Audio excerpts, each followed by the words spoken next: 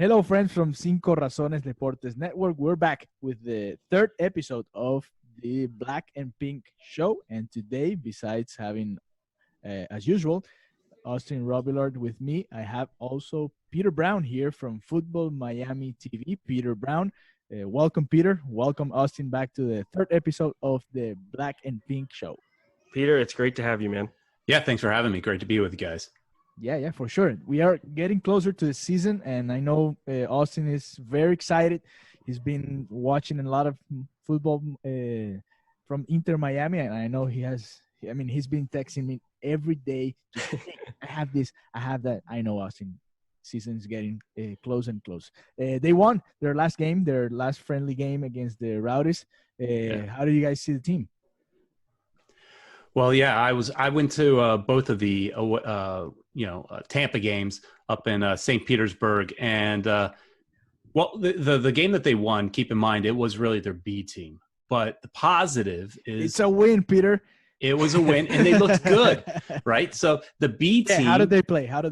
The B team gave you some good feelings. They looked pretty good. McCoon in the back, I thought he looked solid. He was really organizing the defense really well.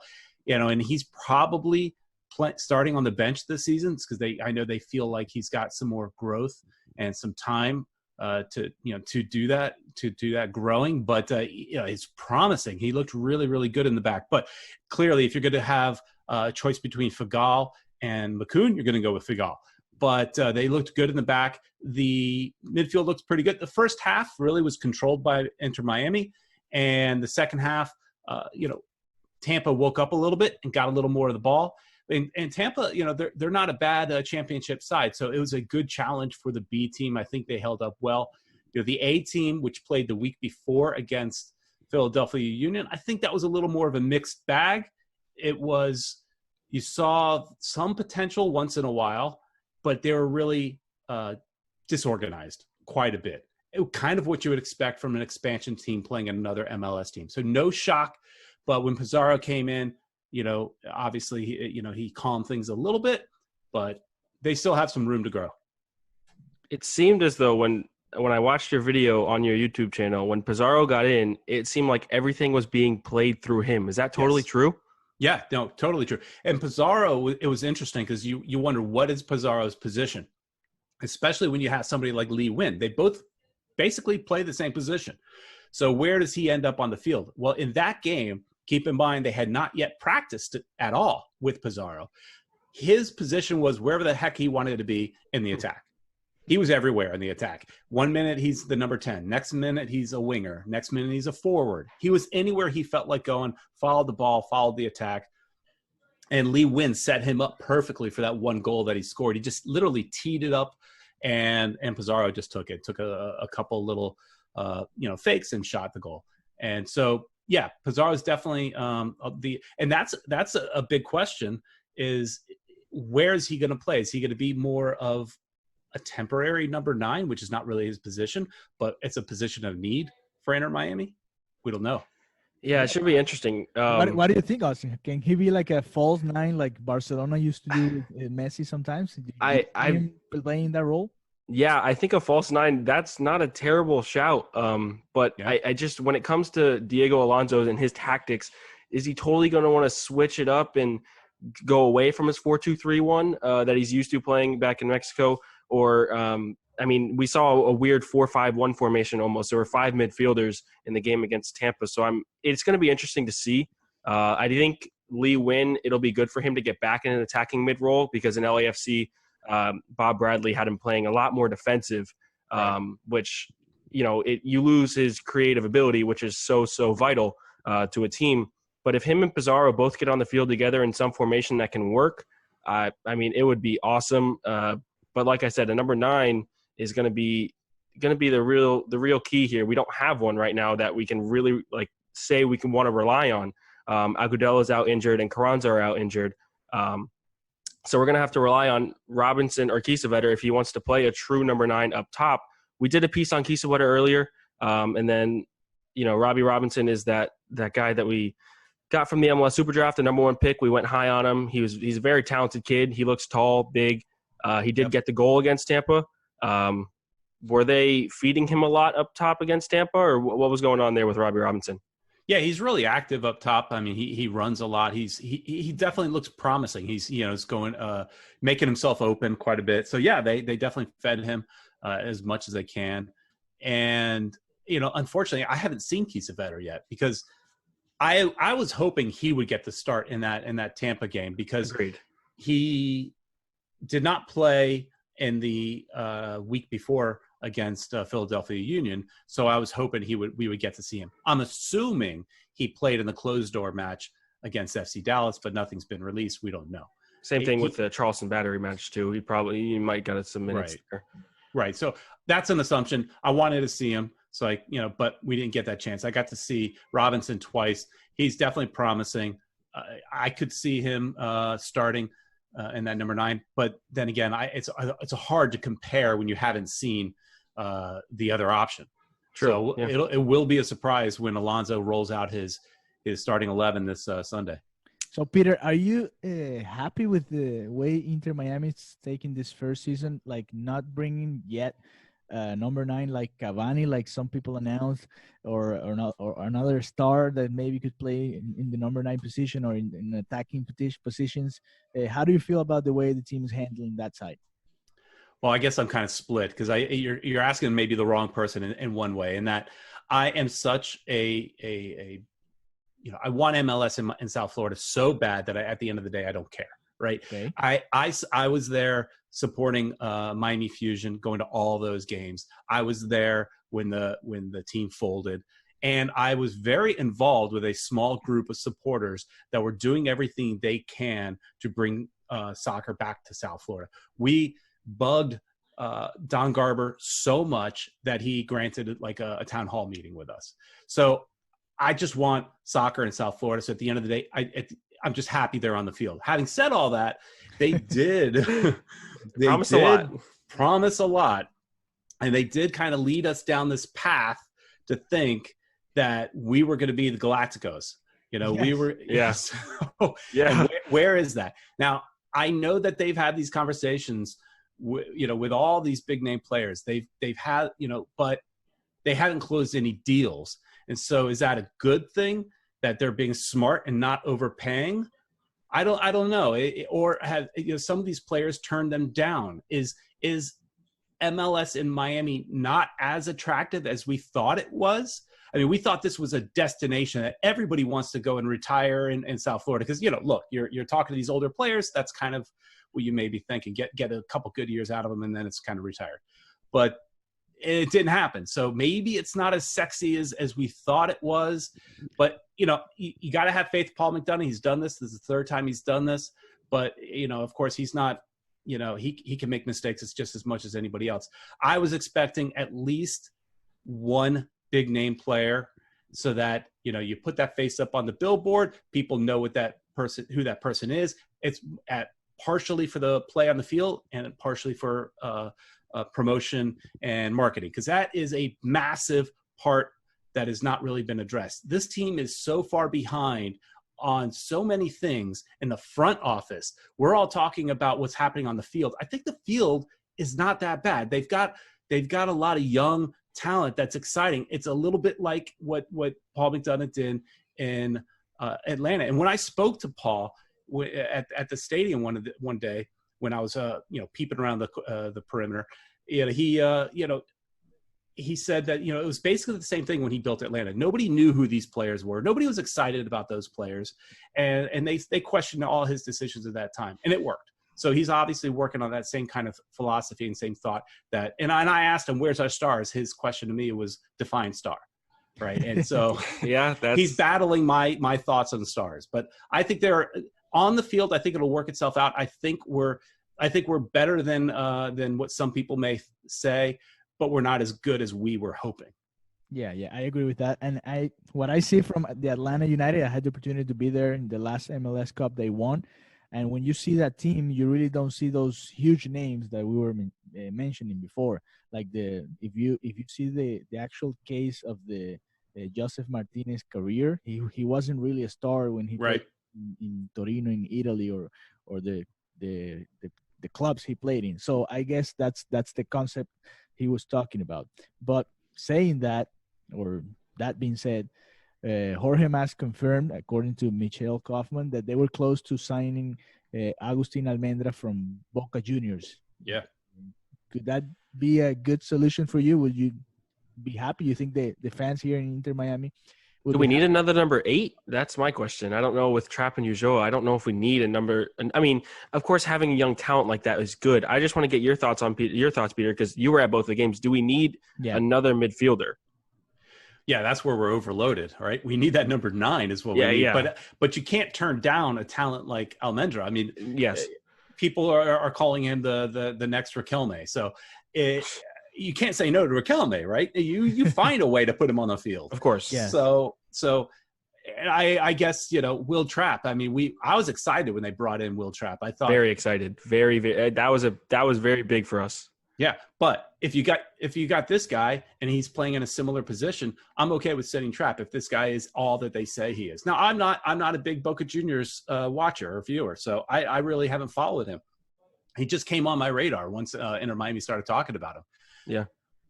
So it's a loan, and my contacts within the team say it's a done deal, and so it's going to happen from everything I hear, but.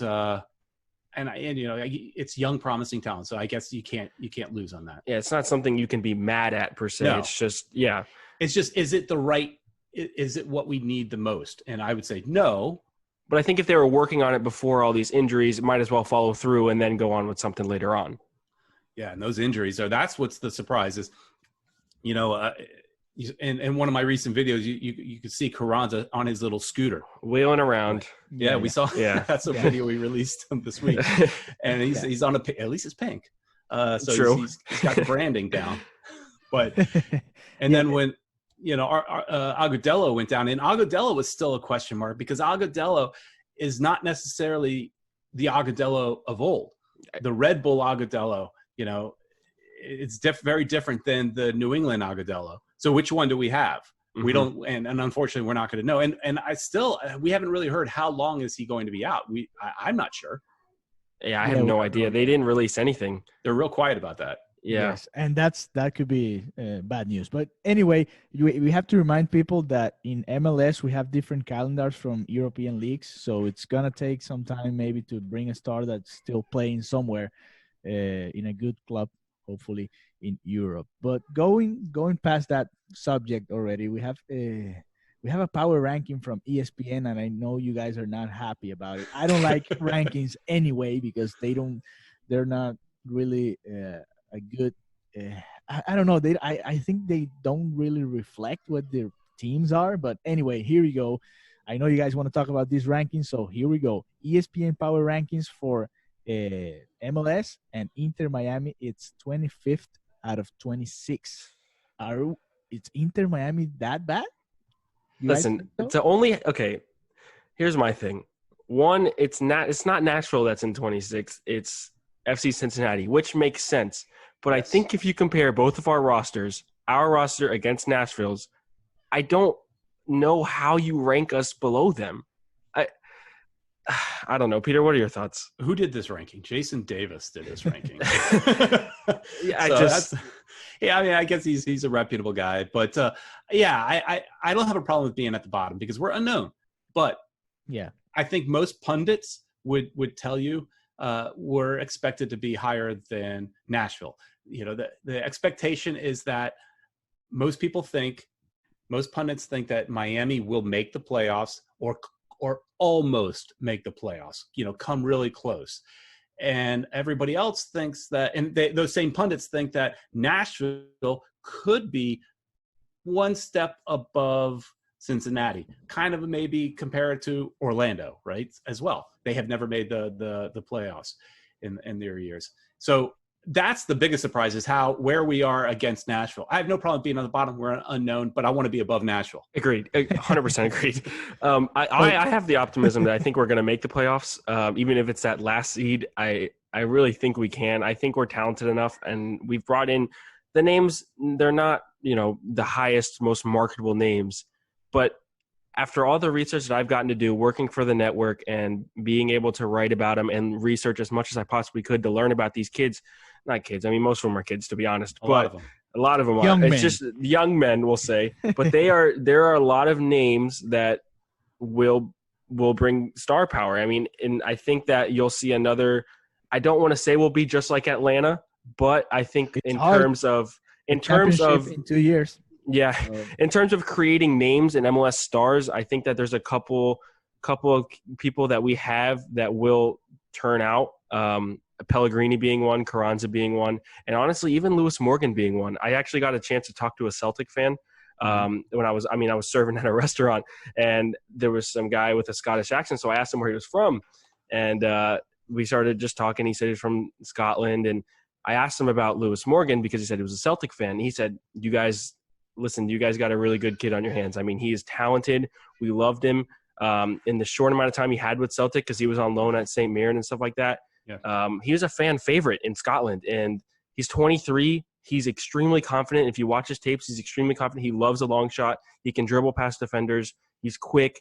There's just those kind of names that can come in and make a name for themselves. I think it really can happen, and so I'm really high on it. On us anyway. I think 25 is almost like stomping on our heads and saying, you guys are the worst. I hate it. But I think we should be a little higher, and I wouldn't be disappointed if we missed the playoffs, but I think that we have a real shot at it. And then, like I mentioned in the couple earlier episodes in the 305 Live, I think that we're going to really focus on a U.S. Open Cup run because that's what we can get an easy qualifications for the CONCACAF Champions League, which I know you're high on, Peter. Yeah.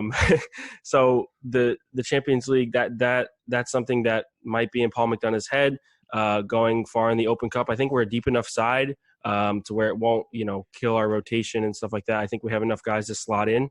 And so, yeah, those two things. I think that right at the end of the East rankings in the playoffs, I think we can hit there, and then a deep run in the Open Cup and trying to win that to get a CONCACAF Champions League is where we'll end up. 25 out of 26 teams, not what I think. All right, yeah. Talking about expectations. Okay, we're 5 days away from the first game against LAFC. So what do you guys expect? I know Austin's gonna be there. Great. And we're probably gonna do a 305 live from the stadium. So check it out and go and follow 5 Reasons on Twitter. But what do you guys expect from this opening game for Inter Miami, Peter? Well, we got the toughest team in the league to start off with, right? So the Shield winner. So it's a welcome to the league. Yeah. But the positive is that they are playing on Thursday against Lyon. So do they play the same starters that they're going to use in Lyon game against Inter Miami? I don't know. Not. I mean, right. Maybe we're not seeing the strongest version of LAFC. Now you could look at it the other way in that, hey, they've had games under their belt. They're not in preseason form. That's a positive, right? But could they be tired? They're playing a game on Thursday. Could they be tired? Could we take that and run with it? I have, as much as you were praising some of these players, I do have concerns about one player that I was very, very hopeful of, and that's Pellegrini, because I got to see Pellegrini against the Philadelphia Union, and he left a lot to be desired. Now, it's preseason, so hopefully that's all it was. He ran around the field a lot, got red in the face a lot, and didn't do a lot, though. It wasn't very productive. It was a lot of movement with a lot of results. You're reminding me of Jesse Lingard here. Yeah, or Griezmann sometimes. Yeah, and also I had a really good seat, and he was really close to me when he was playing on the wing, and his face was like so red. I'm like, dude, you got to get in shape to play in Florida, and we're playing in Tampa where it was a nice crisp like 60-something degrees. It was cool. What is he going to do in the 80, 90 degree heat that we have here in South Florida? So I've got my concerns about some of the players. Hopefully he grows into being the player that we expect, because obviously we're looking at him as one of those kind of young players you bring in, you buy low and sell high. So that's a what we're hoping for. But it's definitely going to be a tough game in LA. I've heard that the game is sold out. The tickets the resale market is through the roof. Yeah, people want to be at this game, and I know that the Miami supporters are going there in mass. I know of Southern Legion in particular that I'm a member of, one of the supporters groups. They've got a bunch of people that are making that flight out there to support Inter Miami to see that first game. So I think as far as where we end up, I think at the end of the day, we lose, right? But but that's not something you hang your head about. Of course it's the not. first game against LAFC. I just want to come out of that game and see some promise. Do we have something to work with, or is it that mess that I saw when they played against Philadelphia Union? It was just very disorganized, and that was my biggest takeaway. It was just the strength was Figal. Figal is a beast in the back. He wins every header. His positioning is outstanding, and he likes to bang the drum with the fans. You can't lose. He's great. And Lee Win, solid. Will Trapp was really good. Pizarro did a great job. But that's about it. So there's still a lot we need to learn about this team. And so that's what at the end of the day with LAFC, I just want to come out of that thing. Is there promise, or are we really going to start questioning some of the decisions that Paul McDonough made? What do you think, Austin? What are you expecting from this first game? I mean, definitely. I'm not going to say definitely a loss because you want to have a little options, but a loss is probably on the cards. Maybe a tie, guys. Come on. I mean, yeah, okay. We'll say a tie. It's a tough first game, and it is like a welcome to MLS. But like Peter said, I just want to see a good performance. I want to see that we've improved from, I guess, that game in Tampa from the Philly game. I want to see just some kind of organization, some good team play, a little bit of individual talent, just to give me some kind of promise and hope. I don't know, Peter, before we get all of these, we get to actually look at the team in a full MLS game. I said I think we're going to finish in the East. Where do you think we're going to finish? I would hope to finish just inside the playoffs, basically same thing you said. But, what I've seen so far, maybe not. Maybe just outside the playoffs. And I don't think that's a bad season. It's the first season in MLS. That's okay. That's the problem, though, with the South Florida market. It is a tough sports market. We have so many, soccer snobs here that they're going to go and see Inter Miami, and they're used to watching the best in South America or the best in Europe on TV or wherever they grew up. And they're going to go see Inter Miami, and they may see that same team that I saw play against the Union, which is not the end of the world, but just a little bit of a mess. And if you're a bit of a snob, are you now going to come back and support them and really get behind this team, or are you going to turn your back on them? So I think that's my biggest worry is I want them to come out of the gate strong for their future. It's not so much about where I feel like they're going to end the season in the standings.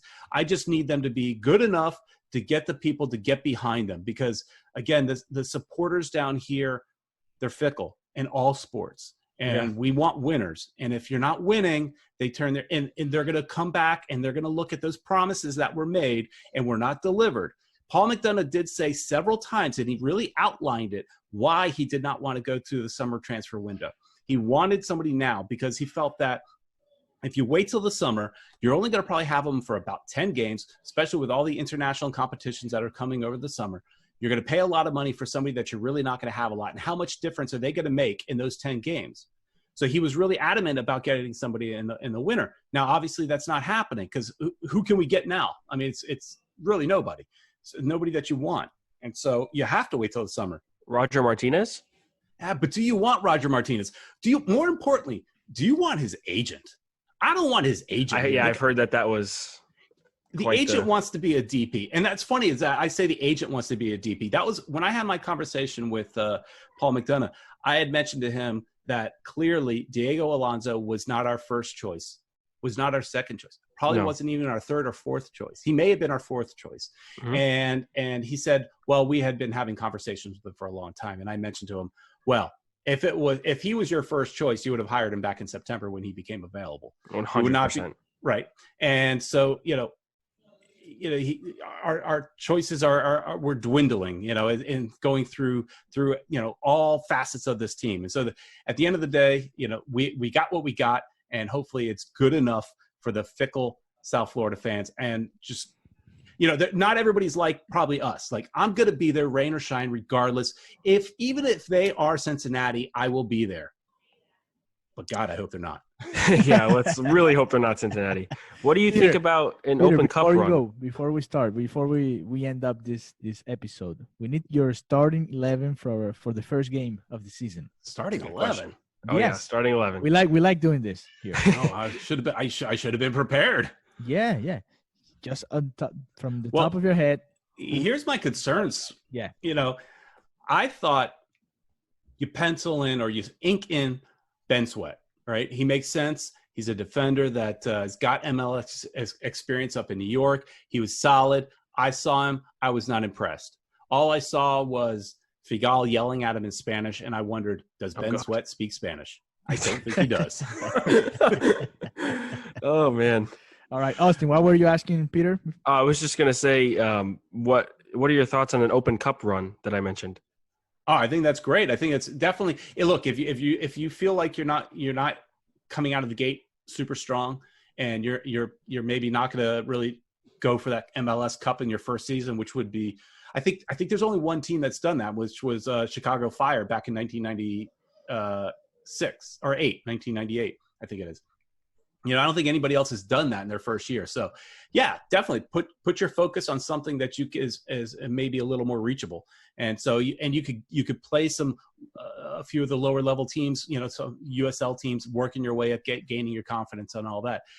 If you win any trophy in your first year, or make a deep run in any competition in your first year, that's a success. I agree. I totally agree.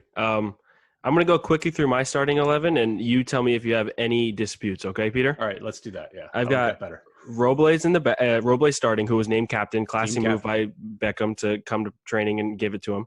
Then I've got Sweat on the left back, Figal, Torres, and then Nealis or Powell. I was going back and forth. I saw Nealis started. Yeah. I don't know if you got to see. I don't know if Powell started in Tampa against Tampa. He did. Okay, so he started against Tampa and he looked good. So at this point, Nealis was okay, but I thought in that first game, both of our wing defenders got abused. So I think I would probably put Nealis on the bench. Okay, so we'll say Powell. We'll go with Powell. Then I have I'm going to stick with a 4-2-3-1 like Alonso's done before. I've got Trapp and Ulloa playing the 2 number 8 roles. On the left and on the right, Pellegrini, and I don't know, was Lewis Morgan okay? Yeah, Lewis Morgan looked okay. I mean, I didn't that game. I was hanging out with the fans as well in the supporters section. So okay. You're looking through flags, of course. But from what I saw, he didn't do anything amazing, but he was solid. So I'm going to put Pellegrini and Morgan on the wings. Agreed. Pizarro at the number 10, and I guess Robbie Robinson up at number 9. He's been getting the minutes, and I said Kiesewetter after Agudelo went down, but since Robinson's getting the minutes and he bagged himself a goal, I'm going to say Robinson. Yeah, I would probably agree. I can't really speak to Kiesewetter since we haven't seen him. He may be awesome. I watched him a lot in El Paso, and I don't know if that's the USL team, of course, and it was their first season just like we are. I went out there for a week. I covered them for a week, and he scored an amazing goal in a great game against Tulsa. But throughout the whole entire season, he was their leading goal scorer, being out like 10-plus games. So he was that good for them up top, and he did so much. We had somebody from El Paso join us and talk about just like what he can do on the field. He's that guy that gets in the box and puts it in from the 6-yard box. If you can deliver him balls inside the box, he's going to finish for you.